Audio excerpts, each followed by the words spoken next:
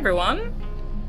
We're just about to leave and I was like, oh, haven't even picked up the camera yet. We are in Niceros, which is a very beautiful island. We've been here for a few days. We've explored the island. There's a volcano here. There's some very pretty little villages. We have had a great experience, just quite a few days here in this port, just having barbecues and drinks on the beach and just relaxing really. But the time has come to move on. So we are going to another island about 30 miles away called something like Astilapia or Astellaria or something. I will put it on the screen below. I forgot to film. I was like, yeah, let's go. And then I was like, oh, we need to film this stuff. We want a YouTube film. Anyway, so we're going to head off now. So we've just, we've got the engines on and we're all ready to get going. Nick's just doing some last minute bits. And then, are we ready? So what's the idea? We're going to both let go of the stern lines together? It's literally, the stern lines doing nothing but being held on by the other boats. That's what I'm saying to you. Yeah, so release that. Yeah, so what, you want me to do both or we're going to do it together? Together.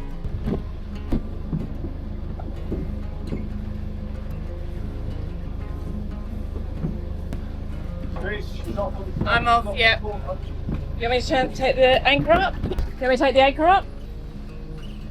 Myself, but there's another boat coming out. Okay. Forward with the fender up. Everyone's leaving at the same time.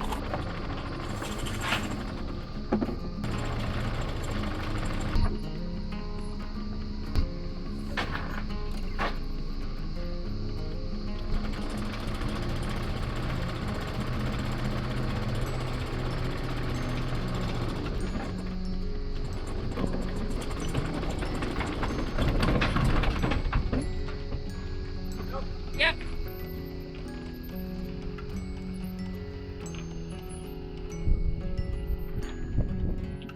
Literally 4 of us leaving all at the same time. Yes? Just on starboard with the fender, just in Okay. case.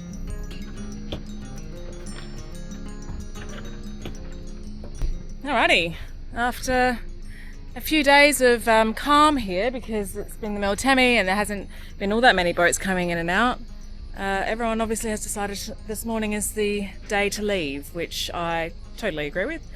It is a beautiful morning. It's nice to be on the go. We've had a few days here, we haven't been filming, we haven't really been working all that much. We've just kind of been having some downtime and relaxing and just catching up on some other things like doing the laundry and cleaning the boat. So it's been nice just to have a little bit of time off, because sometimes it can be hard to not film because, you know, the boat and our lives on the boat is also our work, so it's kind of, yeah, really hard to make that separation sometimes and be like, actually no, we're not filming today, we're just going to enjoy being on the boat.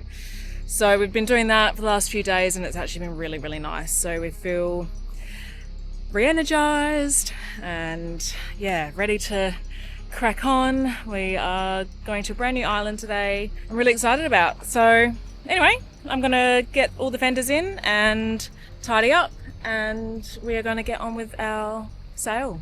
I'm Terysa, this is Nick, and this is Ruby Rose 2, our floating home. If you want early access and ad-free videos, plus loads of other benefits, please consider joining our Patreon community. And for additional lifestyle and technical content, including exclusive podcasts, sign up to our Substack newsletter. Otherwise, please consider subscribing to our channel and leave a comment because we love to hear from you. Thanks so much for watching. I hope you enjoy this episode. Good morning, Ruby Roses. We finally left Niceros, the island which is a volcano. I know it hasn't erupted for like many thousands of years, but I was a little bit worried. You didn't like walking on the volcano? No, I didn't like walking on the volcano. No, it's just unnatural, isn't it? It's just unnatural. I'm sitting thinking, what if this blows up? I'm going to scald my feet after 4 uneasy nights sleeping on Volcano Island. We are heading off today to Astipalaya. We're heading off to Astipalaya. Astipalaya, which we call Butterfly Island because it's shaped like a butterfly. The apparent wind angle, 10. The apparent wind speed, 9. True wind speed, 4. And speed over ground with the gory props, 8. Just as a point about these gory props, which I've become continually more impressed with, we're running 1800 revs. So at 1800 RPM and a flat calm sea, we are going on at 8 knots. So yeah, we've got 35, 40 miles to run today. Nice to be on the move again. I love exploring new places. I like going places that are familiar, but I really get excited when I'm going somewhere brand new. So yeah, it's a new island, but also a new island group. Is it the Cyclades today? It is the Cyclades. Okay, we'll check and confirm. So we're leaving the Dodecanese. Yeah, I believe we're leaving the Dodecanese and going to the Cyclades. Yes. It's due west today. Yeah, new direction, new heading. We start new direction. New everything. Whoa! Alrighty, we're out of the lee of Cos Island and wind swung round, we put the sails up and we've got 17 knots of wind and our current wind angle is 43 degrees. So we were, when we first left Niceros, we were kind of motoring into a very light breeze and now suddenly the breeze has picked up, swung around and we actually have a sailing angle, which is very exciting. There's a little bit of a swell going on out here. So every now and again we get bounced around. But yeah, I'm happy just to be sailing at this point. Oh, whoa. Jesus. Is your cocktail shaker? Few things have gone flying. Yeah, so we've got about 30 miles to go. So I'm just keeping my eye on wind speed. Yeah, what is that? Well, as you said, there's a gust of 21. I kind of really think that if it starts becoming sustained above 20, we should need to consider a reef, but actually it's probably better. We'll probably end up getting there more comfortably just by bearing away a little bit, taking the apparent wind down a knot, because actually the true wind speed is only 16 knots. But yeah, so we're just because we're beating into it. But you know, this is what beating feels like. It's pretty comfortable. Well, we've got about 20 knots of apparent wind, 17 knots of true wind. We're doing 8.5 knots of boat speed, which is nice. But we're just mulling over whether or not to reef. 20 knots is definitely the point where we should be reefing. Yeah, stay tuned.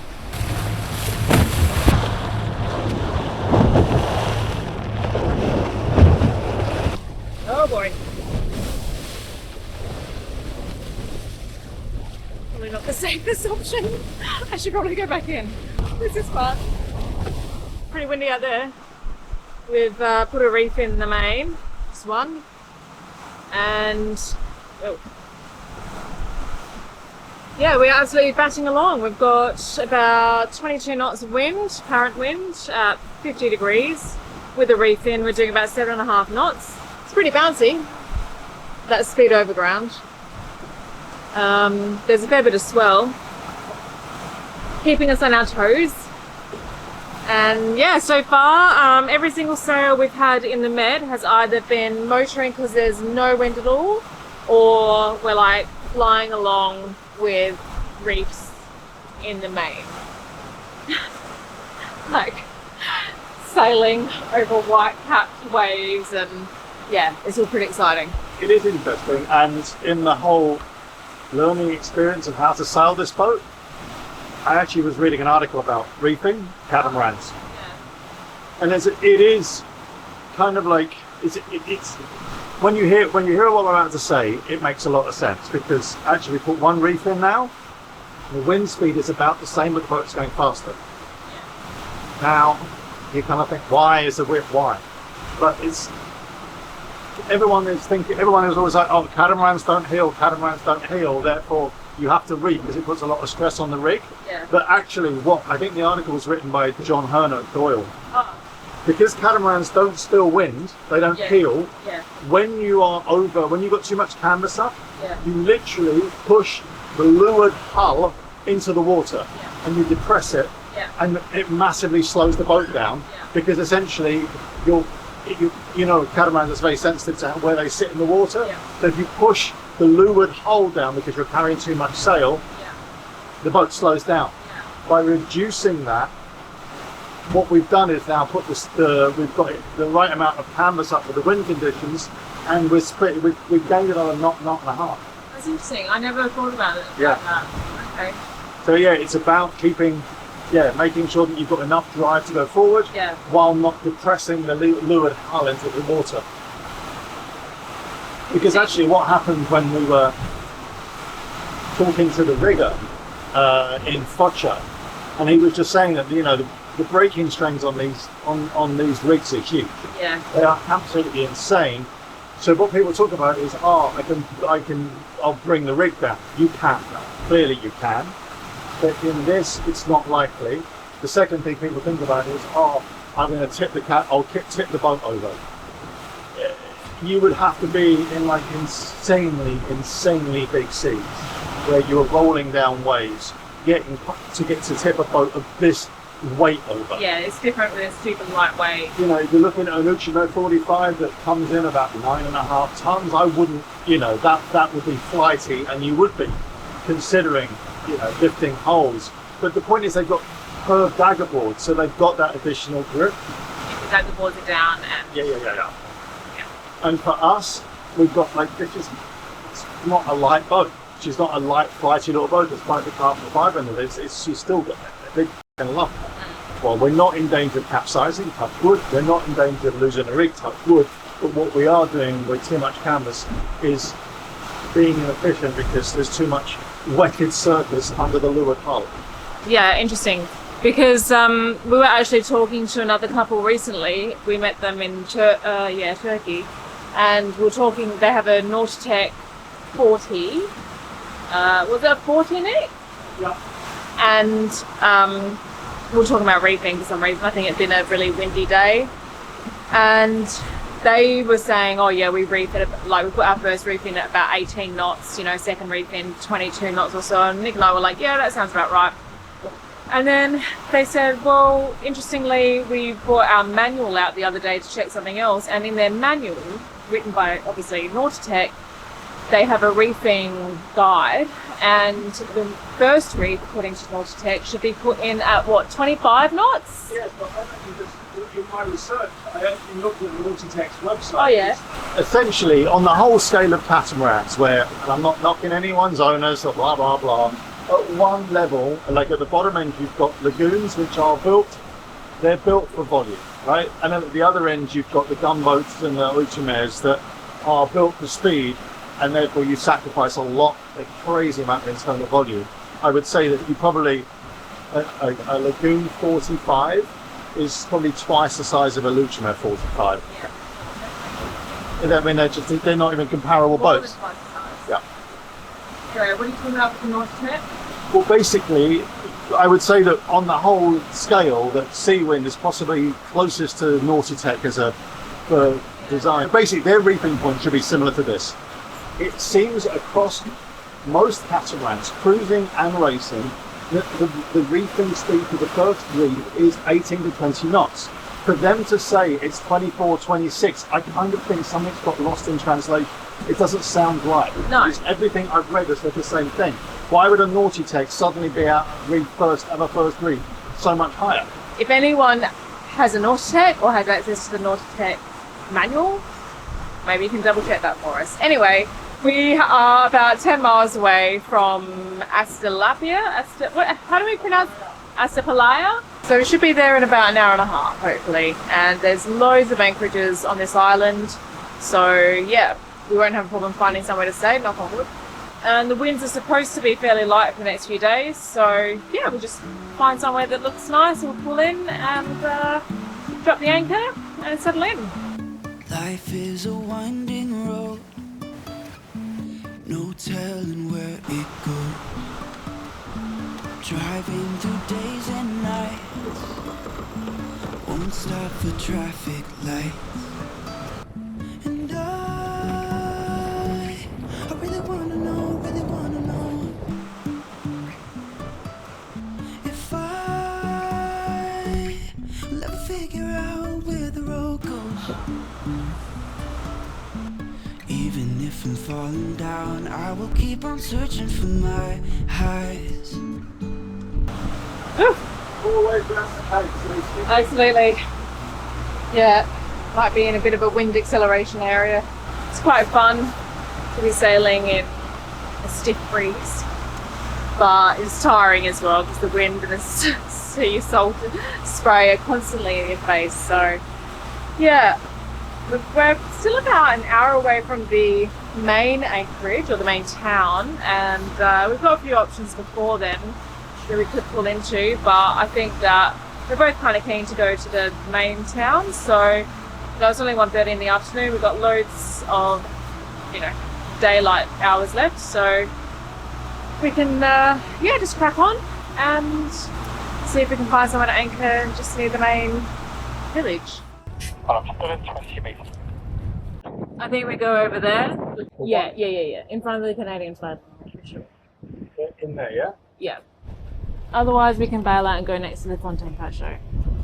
I thought it might be interesting to actually go through our anchoring procedure. So obviously step 1 is to find a good spot to attempt to anchor. We do this by first of all just keeping a lookout and seeing where there are any gaps between boats. Nick is obviously at the helm and checking the chart for depths. We also have sonar just in case we're anywhere particularly tricky, but the charts in this region they're pretty accurate. So we find that the charts and the contour lines on the charts are the most valuable source of information regarding depth. We're also looking as we move through the anchorage at the state of the bottom, so whether I can see any clear sandy patches, whether it looks to be rocky or weedy, and I'm feeding that information back to Nick via our radios. Or if it's too windy and we don't have good audio on our radios, then there's just a bit of shouting and hand signals, and sometimes I head back to the cockpit to have a chat with him. We will always favour going behind other boats. We try not to go in front of anyone, and we usually try and drop the anchor between 2 other boats just to ensure that no chains are going to get tangled and our anchor is well away from everyone else and we are well clear of anyone else's swing circle. When we find somewhere we're happy with, we drop the anchor, of course. We make sure that the boat is completely stationary, so not going forward. Otherwise, we risk the anchor getting tangled in the chain, and we drop the anchor. And usually Nick drops it from the helm. There's a windlass control at the helm. Sometimes I drop it from my position on the trampolines. But usually I like to kind of hang over the edge and watch the anchor as it drops down, just so I can see whether it actually is dropping in sand or weed or otherwise, and that will give me a little bit of confidence that the anchor is going to actually hold.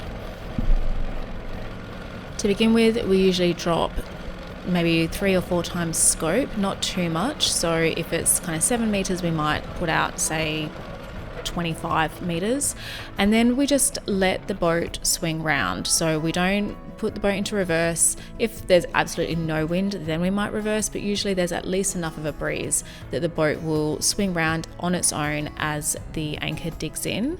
And you can kind of see the boat starting to swing round now, so that's a sure sign that the anchor chain is just starting to be put under a little bit of tension as the anchor digs in.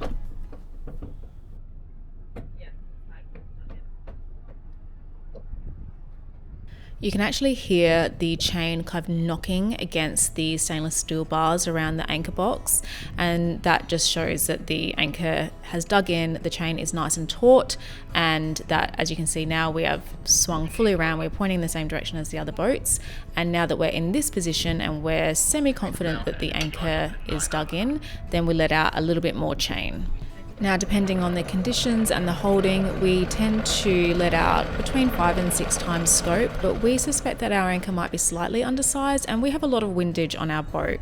So we do like to err on the side of caution, and also, I mean, we are traumatized because our boat did drag that one time, but we have had some really windy weather here in Greece and Turkey. So to be on the safe side, we err on the side of caution. We usually put out about 6 times scope.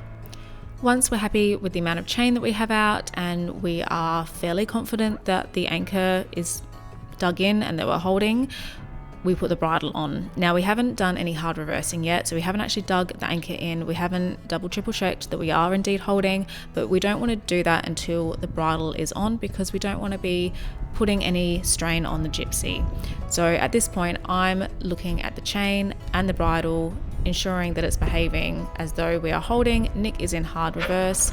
I'm communicating to him via hand signals whether or not it looks as though we're holding, and what I'm looking at is the chain to be completely taut in front of the boat, to come up out of the water, and for the bridle to also be completely taut and to come up out of the water. And I also make sure that the bridle is taking the strain, not the anchor chain. So sometimes I might have to put out a little bit more anchor chain just to ensure that it is not taking the load of the boat. Are we still recording? Yes, we are. We're here, we're anchored, we are in quite a big mooring field, but what a lovely place. This is gorgeous. Wow. Amazing. Love it. Beautiful. That's beautiful. Look at that. I know, it's ridiculous. It literally looks like a cardboard cutout of a town. It's insane. Yeah, so we could actually, you know what, we can either take the dinghy ashore here, which we obviously will, but probably we can take it around that point and take the dinghy into town, if it's calm. Where's town? Around, like on the other side of this hill, around that little headland. Oh, why didn't we go there to anchor? Because I've been over this quite a few times. There is no anchorage there, there's just a little town dock, and we would have been dealing with a really strong crosswind if we'd gone in there. Sorry, the battery of the Osmo just ran out. The place is a mess because for once everything went flying, which doesn't happen very often, but it was pretty choppy out there. So we do have a booze cupboard, but for some reason our Aperol takes prime position here in the galley, so that went into the sink. I don't know why there's a bottle of beer hanging around, but anyway, that also went into the sink. Everything kind of just slid across this way and went into the sink. So, but that's okay, we didn't break anything. Nothing fell, I don't think, onto the floor and broke. So yeah, we've been on Ruby Rose, that would have trashed the entire boat. We need to obviously do a bit of cleaning up, and the outside of the boat is completely covered in salt. And the solar panels are also covered in now salt, but also like dust. It's dust. We've got dust everywhere, and it's got into the mast track. So that's what's, so it's the same. It just seems that everything is covered in fine, very fine dust. That's what he got in there. Yeah. So it's going to be, well, I've got work to do tomorrow to fix this. Yeah, because we didn't film it, but we obviously dropped the sail before coming in, and it didn't drop. I think there was one reef in the main, and we just went to drop it, and it literally just didn't come down. Nick had to pull it down, hand it down. So yeah, and you said that it's because the track is... I don't know, but that's my take on it. That's your theory. Anyway, we haven't eaten. It's like 2:30. It's almost 3 o'clock. We prepared badly. We did. We got very comfortable and almost cocky and arrogant because we're on a catamaran. We're like, we can just make food while we're underway, but neither of us really felt like cooking while the boat was like slamming around all over the place. Yeah. I've got cheese dip, tzatziki, and aubergine dip. Yeah, aubergine dip. I need to get that mast track sorted out. Okay.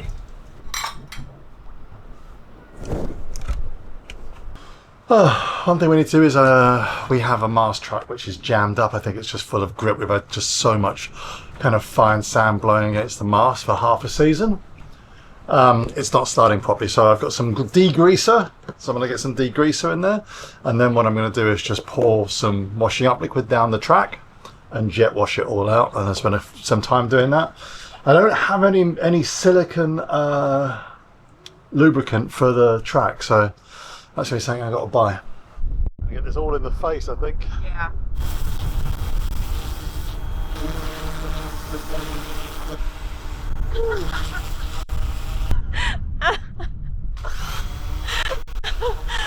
Okay.